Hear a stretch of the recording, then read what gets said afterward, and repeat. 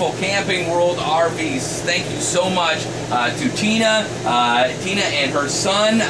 His name is eluding me right now, but Tina, Camping World, her son, they have just done a phenomenal job hooking us up with an RV here at the Billy Apenowich Kicking Cancer Kickball Tournament, the 5th annual. It is for a great cause, the Ivan and Sam Foundation, and we will make a donation. Our team playing in the competitive division this year, and for every game we win, we will donate more money. Right now they are 1-1. They play Fry and Campbell next in their next game. So we will keep you posted on that. We will be out here until 1 p.m.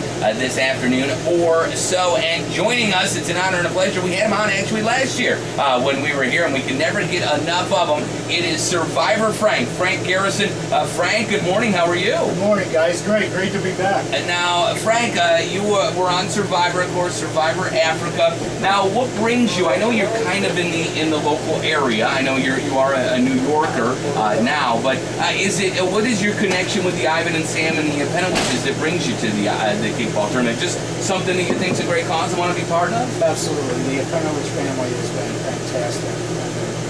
I got to meet Billy several years ago and doing a fundraiser at Airplane Homes in Big Flats, you know, and Stan, I told him if he ever needed me for anything for his Ivan and Sam Foundation, kick, because I don't know if I can say he's an advocate, that's something. Yep, absolutely. Keep people's awareness about it, coming out to it, you know, keeping active, and not to forget Billy's memory where the kids are doing.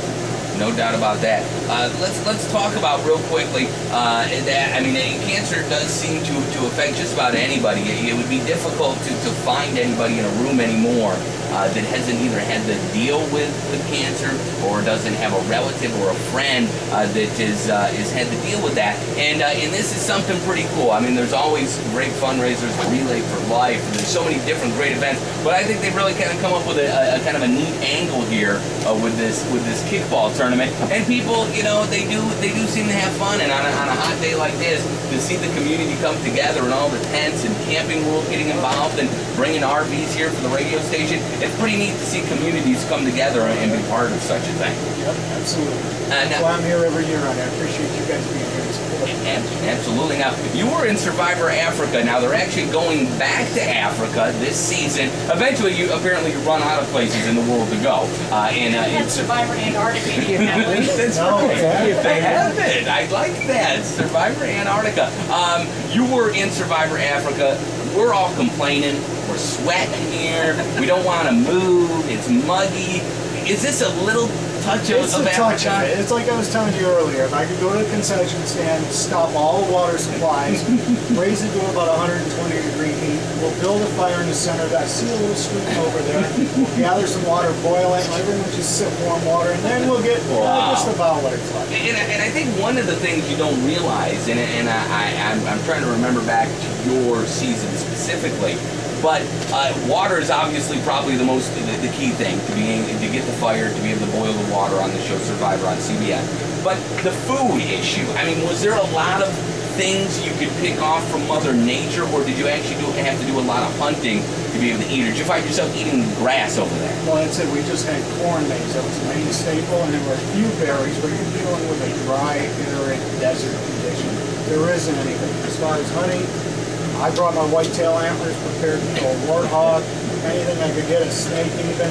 And Mark Burnett looks at me and says, by the way, we're on the Shaba Preserve, there is no honey with fish. So I said, here we go. I'm glad you touched upon the water issue, because I've been telling these kids out there, I said, believe me, you can go without eating for 30 days. I mean, this type of heat, 3 to 5 days, and you could be laying flat on the ground. So please, we're out here for a good cause, stay hydrated. Keep drinking that water. Yeah, absolutely. Now you did pretty well. You went pretty deep in the event Survivor Africa. Now, do you guys stay friends? You guys stay connected after the show's all said and done? Yeah, there's a bunch of that I stay very close with. Big Tom Buchanan I'm with. Ethan Zahn, the winner on there. We stay in touch. Dr. Carl, who does from Florida. Canada. And there's a close in Lex, believe it or not, my tattoo surfer buddy from California. I speak with him regularly, at least twice a week, and it's funny, it doesn't go away. This survivor labeling is like a tattoo. I don't have a tattoo, but ever since it came on 6 years ago, you're expecting, okay, go back to humping telephone poles, and all of a sudden the phone rings, hey, it's Donald Driver, the Green Bay Packers friend, we want you to use it. And they're always for good causes, whether it's battered women's foundations, single mothers trying to get in a hole, people with cancer, bringing that awareness. So as long as it's for a good cause, I'm there to help out. Absolutely. I'll slide you 20 under the table if you slide me Donald Driver's phone number. Do you have that on your caller ID? I do, but I don't think you'd like that at all. Listen, now Ethan won your season, correct? Now, you said something about he's doing something for charity as well, Ethan right? is bringing awareness, especially in the AIDS situation in East Africa. Ethan being a soccer player, semi-pro player, he's constantly traveling back over there. He's shooting soccer balls, telling them about health awareness on there. And right now he's going to be kicking off in New York City to Washington awareness on this program. So he's doing a great job. Glad to see him. Unlike Mr. Hatchell, who's still sitting in jail wondering who's going to pay his taxes. Wow. He has spent that money wisely in lawyer fees. That's for sure. Now, they show on the TV show, they always, when they come back from commercial break, they show the snakes slithering around and the different critters crawling and stuff. But then you never really see the cast having to encounter them. Did you guys, I have a huge phobia of snakes. Did you actually encounter a lot? When you think of Africa, you think of cobras, you think of, black mambas, you think of some rock pythons maybe. Did you encounter a lot of snakes over there? It's not on a daily basis. Okay. Yes, there was. I did see a black mamba from afar. Up in the rocks, there was a rock python. I had to be very careful with because they can swallow human beings. Oh, man. But the main snake is the puff paddler over there. It's very short and stocky. Its head's about the size of a football, and it's the #1 snake that bites in the side waters of living animals because it just lays still. It will not go away. The mambas will go away. The red screen cobras will go away. The puff paddler just lays there, perfectly camouflaged. Step over him accidentally, strikes you, and you're done. But you guys never really encountered him? I encountered one of them. You did? Okay. Just kept the distance, a little respect. Because to this day, Africa, as I tell a lot of kids that go around with, is truly a place you can born and die the same day. Absolutely, no doubt about that. Is it one of those things where you continuously just look down as you walk so that you don't get? Yeah, the big buffalo popping up, The hippos, most people don't know what hippos are. The #1 human being. They're talking about that being an issue this year with the hippos approaching the set. And while I think for TV, you want to have that kind of excitement, but you certainly don't want to put people in undue jeopardy. During the day, you see the hippos are just out in the river, or in the water, and they look like, they're having a good time just sunbathing. But when the sun goes down, then the hippos come up on land. Now suddenly you got this bus running around that doesn't want anybody in his way, So exactly, the security issues are unbelievable.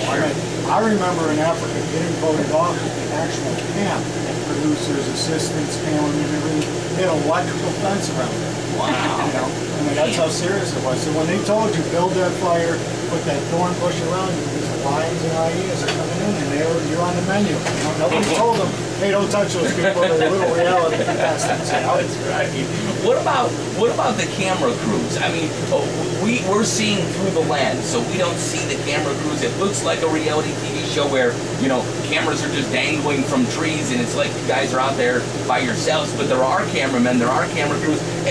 Are you always cognizant that you're on TV because of the camera crews? Absolutely. In the beginning of the game, I put it to her. You're in a fishbowl. You're like that little goldfish in there because the guys are all around. The guys, the best in the business. These guys work in National Geographic, and the heat, the stamina that they got to go through. I know they're only filming for 8 hours, but these guys are walking backwards, huge camera. The poor media guys changing the tapes all the time, moving the mic room all over, and they have to stay out of the way on there. You can go down with an injury, they don't talk to you. Wow. No contact with them whatsoever. Man, so even if you get injured, they can't stop it and help you. They'll get on their little radio and make a relay, to the doctor, to the helicopter. Those guys do a damn good job. They're unbelievable. They do. The filming is just extraordinary. We take that for granted.